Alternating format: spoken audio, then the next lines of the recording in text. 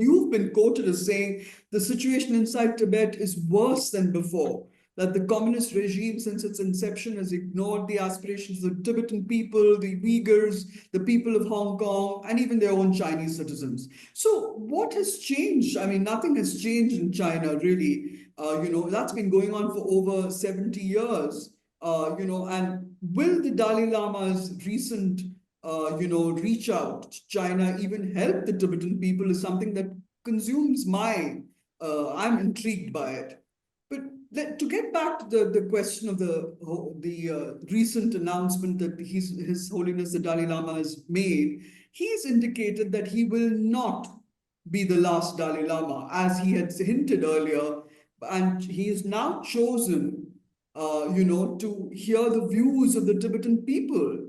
Uh, he asked for the Tibetan people's views, I believe, in '69 and again in 2011.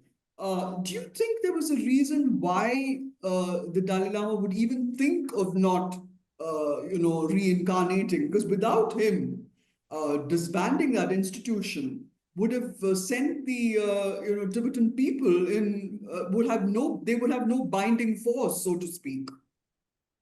Am I right, or have I gone completely off the rails here? So, Neena, first thing you need to understand how important institution of Dalai Lama is for the Tibetan people, right? And as a Buddhist, majority of the Tibetans are Buddhists, and Buddhists, all throughout our evolutions, we have been told that His Holiness Dalai Lama is a manifestation of a lot of compassion, but our Lokitaswara. And our Lokitaswara is the guardian of Tibetan people, right? Since the evolution, right? So the bond was intact, right? Right. It is the knot has been solid, right? So over the years, right, though we have lots of difficulties over the years, China has occupied us. His Holiness came into exile, was forced to come into exile, which led more than around 80,000 Tibetans followed him, right? And they all looked at His Holiness as the inspiration, as for the leaders, right, as the sole leader. So for the Tibetans, right, His Holiness is everything, right, for the Tibetans. So therefore, over so many years, Tibetan people has appealed numerously throughout for His Holiness to remain, right. So in 2011 statement, His Holiness says that he will look into, right. Now, in yesterday's statement, it was a good news for us that His Holiness has affirmed that the institution will remain. Right. So that now we all are celebrating His Holiness 90th birthday this year. 2 days from now, but everywhere in the world, wherever there are Tibetans and the well-wishers and friends of Tibet and His Holiness, they will be celebrating the birthday of His Holiness. Now, one thing we also need to know is, right, many are talking about the next Dalai Lama. Yes. But it is very important for us to know that the present, the great 14th Dalai Lama, but his radiance has not just fallen into Tibetans, but all over the world. The love and compassion that he has given, but to all over the world has connected. And throughout, now we as a Tibetan, in earlier days, we said that Dalai Lama belongs to Tibetan people, right? And there were so many books and titles which says that Dalai Lama of Tibet. Now, His Holiness Dalai Lama belongs to the world. No, that's very interesting. His Holiness, right? If you look at the 4 commitments that he has, a lifelong commitments, it's all universal for everybody, right? So therefore, I think in yesterday's statement, it is very important to look at where His Holiness said that there were many appeals, not just from Tibetans, but people from Himalayan regions, people from Mongolia, Russian federations, even from the Chinese people from China. That's very interesting, isn't it? Therefore, with all these requests coming throughout the years, and yesterday His Holiness has affirmed that now the institution of Dalai Lama will continue, right? So therefore, I think for all the Tibetans, this year we are celebrating the birthday of His Holiness, and that will be a year-long dedicated and in honoring His Holiness for his life and legacy and contribution to the world. And we call it the year of compassion. Yes, but actually, like, there was also talk of, I mean, he himself, His Holiness himself, brought up the idea of a democratically elected Dalai Lama. I mean, was that even discussed? I mean, because this is exactly what people want. I agree. They want him reincarnated, and he himself has said that he would probably live till he's 110, and that in that time he will probably groom a successor. Is that a possibility? I don't think so because see, Neena, you need to understand the traditions of incarnation, right? So for the incarnation throughout the 14, right, when one passes, then only the new one comes, right? So Yes, yes, of course.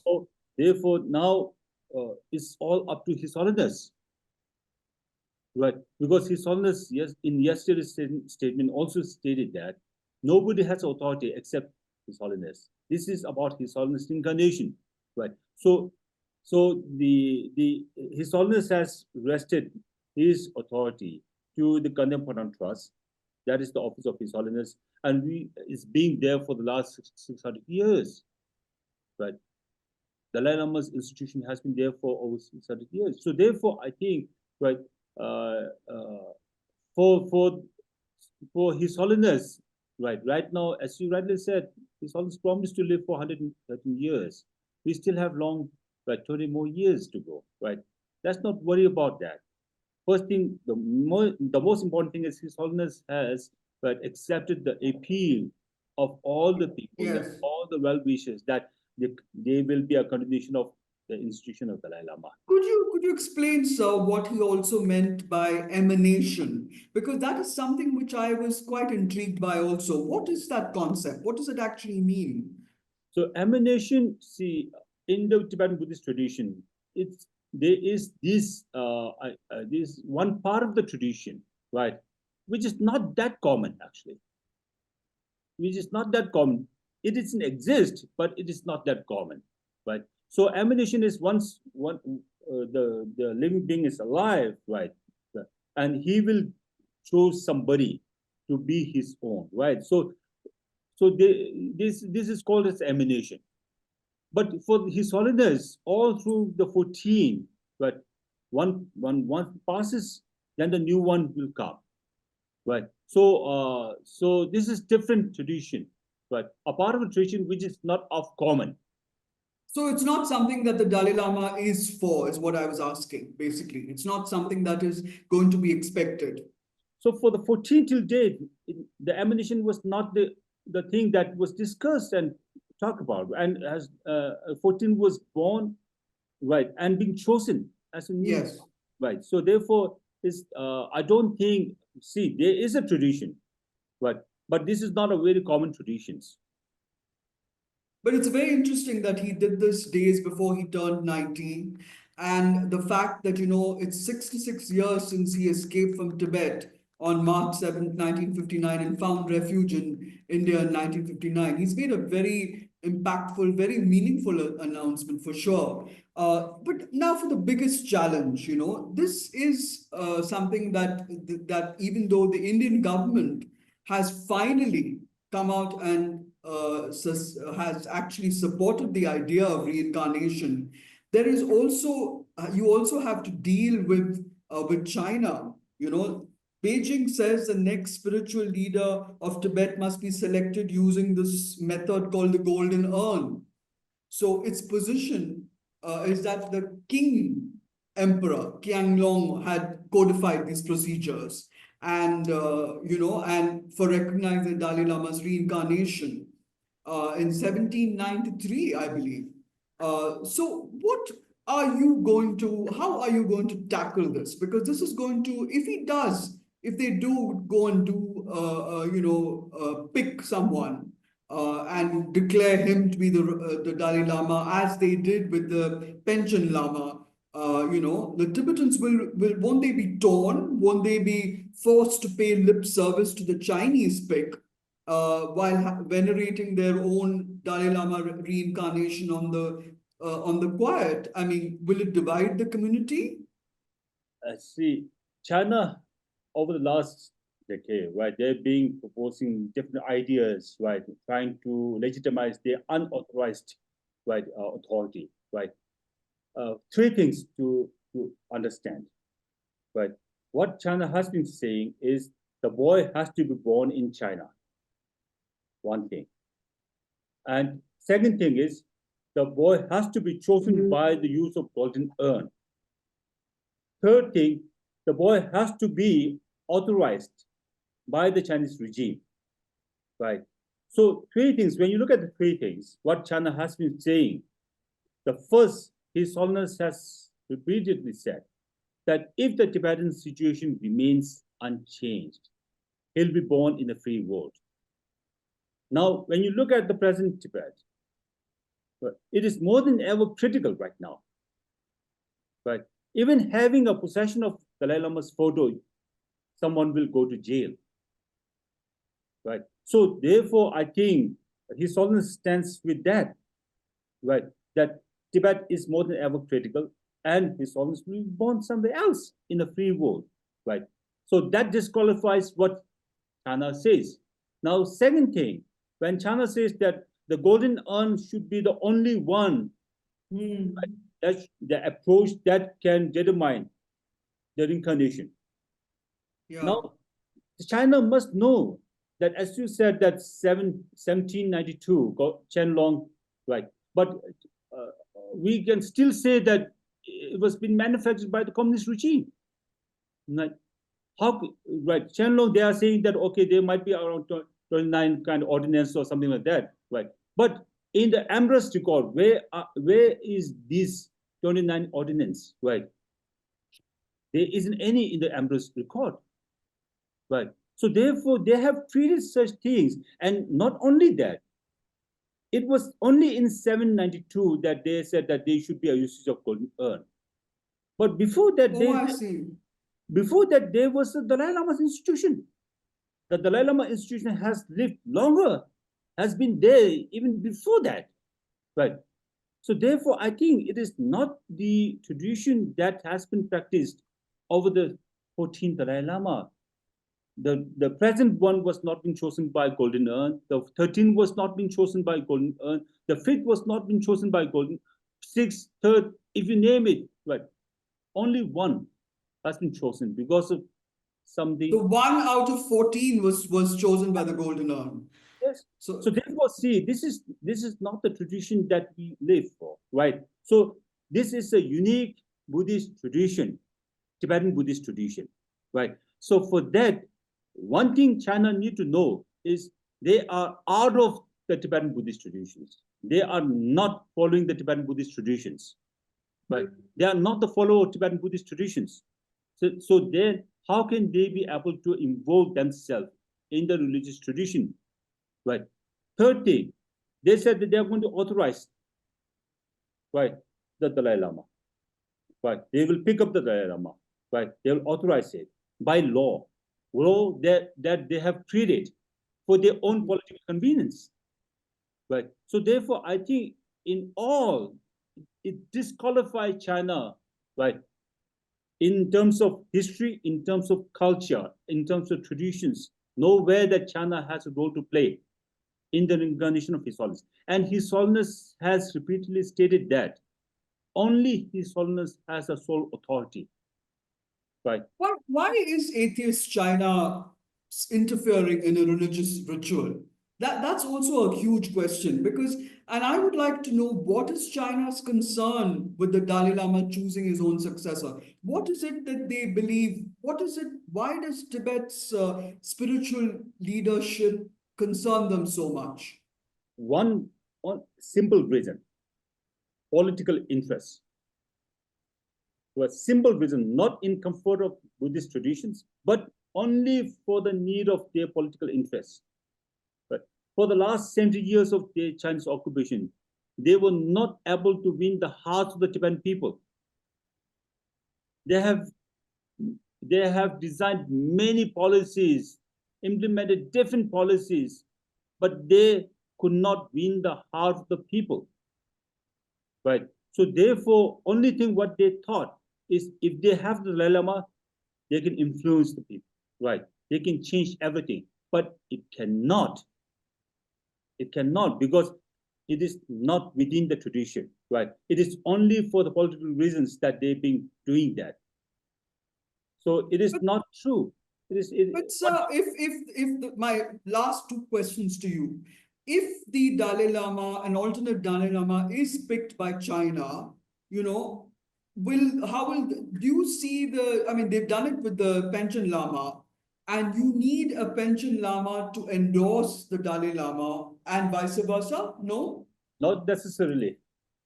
Not necessarily. Right. Therefore, see, for the pension Lama, they have chosen their own Chinese pension, right? How much reference the Tibetan people give to him? Nothing, right? The people That's were, very interesting. the Chinese pension lives in Beijing. And whenever China needs him to go and show the face to the world, he'll be traveling around Tibet, right? And that too, wherever he travels, people were forced to, right, to pay attendance, right? They'll be penalized if they don't. In fact, if you look at Hunga Doji's case, right, a High Lama who passed away recently in Vietnam, one of the reasons why he escaped Tibet was because he couldn't entertain, right, the Chinese pension when he visited his monastery. So therefore, there are lots of things that are happening. China thinks that they can work on just to fulfill their political desire or political interest, but the religion cannot be the tool for fulfilling their political need, right? The only thing what they should do, as his scholars stated long time back, right, that the situation of Tibet should change for the better of the Tibetan people. The Tibetan people's aspirations to be fulfilled, which China didn't do over the last 70 years. So So my there's nowhere that even if China appoints somebody, there'll be no respect, not just from Tibetan people, but from everywhere. But what do you hope to achieve? Because I mean, you don't have independence, you don't have autonomy, you don't have free speech. What is the fate of the Tibetan people going to be? And you're under the military boot because I mean, the Tibet is the headquarters of the People's Liberations Army's Western Theater Command. So how do you see it going forward, sir? What is going to happen? Neena, do the present, the 14th Dalai Lama, right, lives in the independent Tibet? No, he lives as a stateless. He lives as a refuge, right? Refuge. Refugee, yes. But still, he's been revered. He's been loved by everybody, right? It is not about the territory. It's not about sovereignty. It's about his legacies, his contribution to the world, right? So that matters a lot, right? So therefore, China, whatever they think, what they can do, but it should be based on truth and it should be based on the traditions which they don't follow. So Yes. therefore, they don't have any authorities, right, in recognizing the incarnation of the Dalai Lama in any process. They don't have any legitimate role to play. Yeah. My last question basically is about India and the US and the world. Is it enough that India is going to send a delegation to attend the Dalai Lama's birthday celebrations? Is it enough that the US is sending one representative? Is that recognition? So, I mean, soft recognition of the Dalai Lama and His Holiness and the Tibetan, government in exile enough, satisfying enough for you as a people? So Is there anything more yeah, that you would like? see, the whole Tibet cause is not just about Tibetan people. It is for the larger humanity, right? That includes everybody, including China. So therefore, over the years of our struggle, the struggle is based on truth and struggle is also based on non-violence, simply by the guidance of His Holiness the Dalai Lama, his leadership, right? So therefore, in this world, it's the rarest of the rare that that His Holiness is living among us, guiding us, right, to be the one who helps others, even the adversaries. His Holiness was thinking about helping, right, compassion. So therefore, I think all the world should speak out, right? It is not just simply a recognition or symbolic, but they should act upon and tell China what is truth, right? And it shouldn't be confrontational, because His Holiness says that everything has to be right, not just for yourself, but for others, right? But we all live in this world, and the world should be a happier place for the future. So everybody should be a responsible citizen of this world, right? So we are playing our part. The world has to play a part, and even China has to play a part for the better future.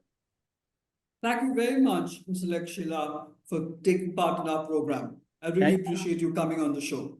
Thanks a lot. Thank you. Yeah, thank you.